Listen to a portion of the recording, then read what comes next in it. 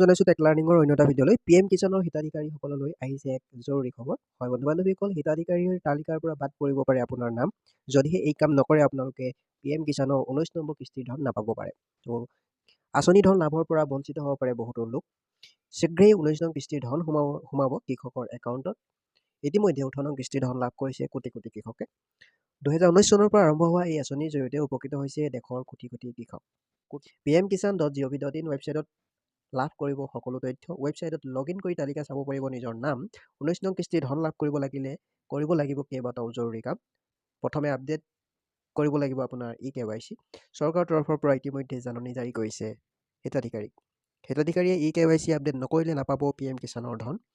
আৰু এই PM কিষাণৰ যি eKYC হয় কেনেকুৱা ধৰণে কৰিব আমি ইতিমধ্যে এটা ভিডিঅ' দি থৈছোঁ। তো সেই ডেছক্ৰিপশ্যনত লিংকত ক্লিক কৰিলে আপোনালোকে সেই ভিডিঅ'টো চালেই PM কিষাণৰ eKYC আপডেট কৰি ল'ব পাৰিব। অতি শীঘ্ৰেই আপোনালোকে eKYC আপডেট কৰি লওক, নহ'লে আপোনালোকে 19 নম্বৰ কিস্তিৰ ধন নাপাব। ধন্যবাদ। যদিহে কোনোবা আমাৰ চেনেলত প্ৰথমবাৰৰ কাৰণে আহিছে তেনেহ'লে চেনেলটো ছাবস্ক্ৰাইব কৰি ল'ব আৰু কাষৰ বেল আইকনটো প্ৰেছ কৰিবলৈ নাপাহৰিব।